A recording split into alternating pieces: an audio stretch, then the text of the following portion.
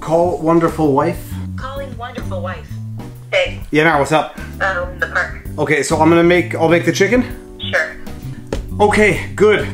Chicken recipe legal analysis of Tanacon. Now this is all the rage, and I just finished watching PewDiePie'S review of the situation. As I'm watching him talk about it, and he did some good evidence gathering, congratulations Pewdie, I'm just sitting there as a lawyer thinking what my reflexes are listening to this. So I'm gonna play through this video while I make a chicken recipe for dinner, and I'm going to give a legal analysis from a Quebec law perspective. Note bien, none of this is legal advice. We're not even in the same jurisdiction. I'm not doing any research. I'm just going to reflexively think and analyze and comment on what he is saying as he says it based on the evidence. It's for fun, so don't take it too seriously.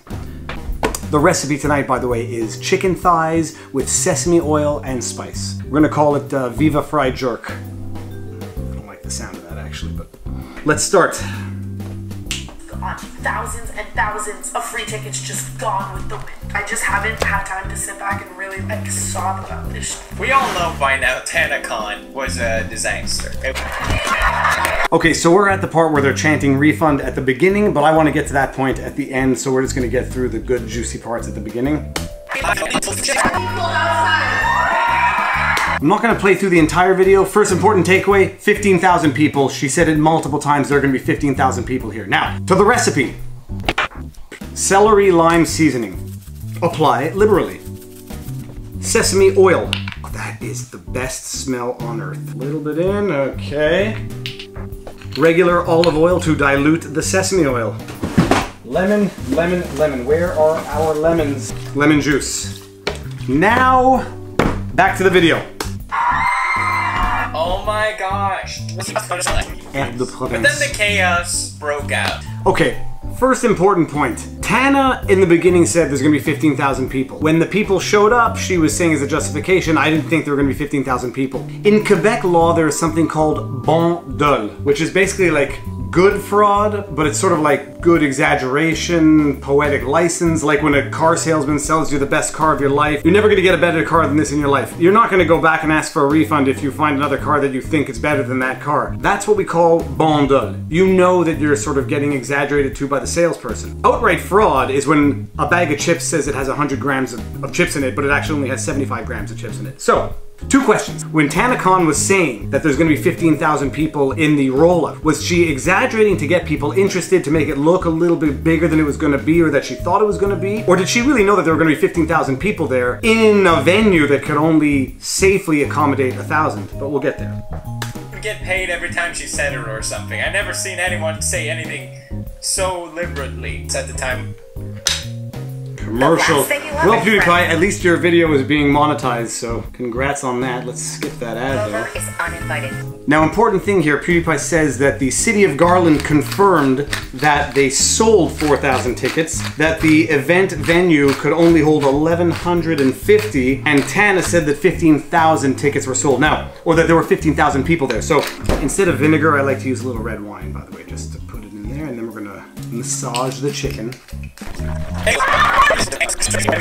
Smells delicious. There's a red wine flavor, sesame oil, lightly spiced. I'm gonna let it marinate for a bit and come back, fry it or bake it, however you want, until it's cooked, and it's gonna be delicious, so we'll come back to that later. Now back to the video. And let me know if you will be attending Tanacon 2018. I know I will. Well, as we know now, there was no separate line if you had paid. Now we get into the danger zone. Tanacon selling tickets and saying if you buy the tickets, you're gonna get a loot bag that's gonna be worth 4 times the price of the tickets. And it turns out that there's nothing of value in the loot bag. What probably happened is that she anticipated getting sponsors who were going to give her merchandise so that she could put it in the loot bags so that the loot bags would actually be worth 4 times the admissions price, but she pre-sold the tickets thinking that she was gonna get these sponsorships that she never actually got. So again, is that deliberate misrepresentation? Whether or not it's fraudulent, it's false advertising, but making warranties and representations before you have actual guarantees that you will be able to satisfy and respect those warranties and representations, you are treading on thin water here. And right now he's very popular, so obviously... Sorry, other thing, water with a spritz of lemon juice almost tastes like a soft drink with no sugar, but it doesn't really taste like a soft drink. a lot of people it out by a lot of different people. Listen to what she says here. Publicly confirmed right now are along the lines of there's so many. The ones that have been publicly confirmed now are along the lines of there are so many. When someone doesn't answer the question that they've set out to ask after 3 sentences, you know that what is coming is not going to be an honest answer. But Bella Thorne, she's confirmed for her own event. That's always a good sign.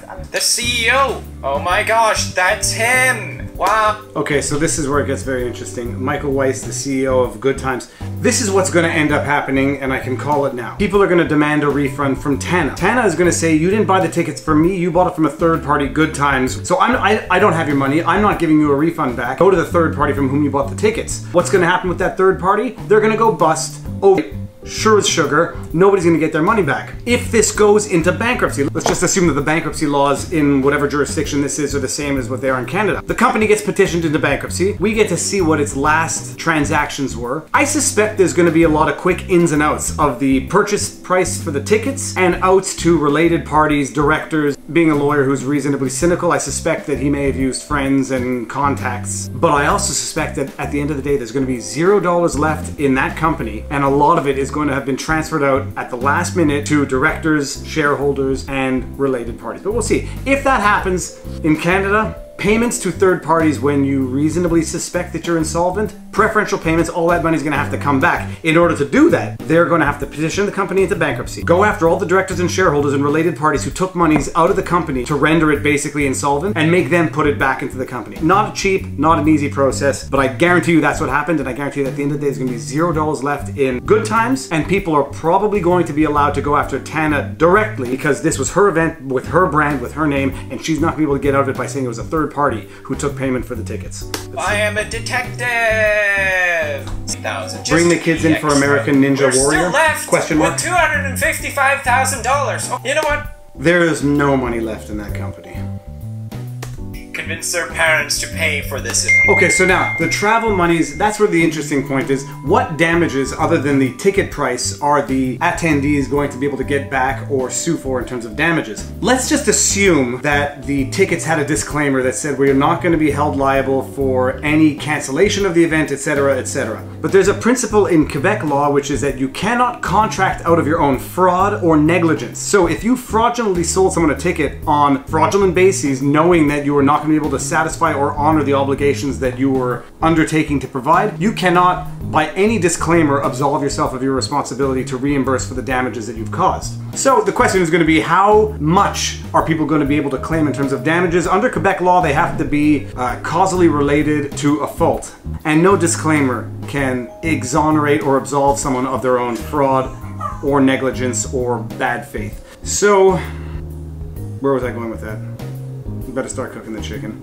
A lot of the comments are making fun of the people who are attending this to see the YouTubers who were supposed to be there. You can't judge people for wanting to participate in an event like this. People live to meet YouTubers, to to go out and mingle with the community. No, there's no amount of blame or responsibility that should be borne by anybody who participated at this event. What's going to happen is going to happen. Lawsuits are going to be flying, class action or joinder of multiple lawsuits against Tanacon, against Tana, against Good Times, against anyone involved in this thing. The only people who are really going to have their hands clean are the hotel who provided the venue for the amount that they hopefully got paid in advance. Because if the hotel didn't take a deposit or get paid in advance, dog need dinner. If the hotel did not take a deposit or get paid in advance, they too are probably going to have trouble getting paid, and they too are probably going to end up going after the organizers of the event.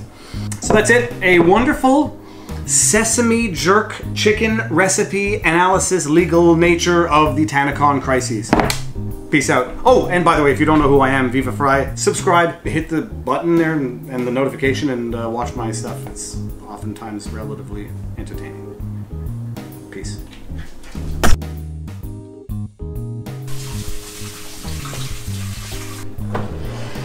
Marion has added breadcrumbs to the sesame marinated chicken. Were you documenting this? I was documenting this and making a legal analysis review video of Tanacon.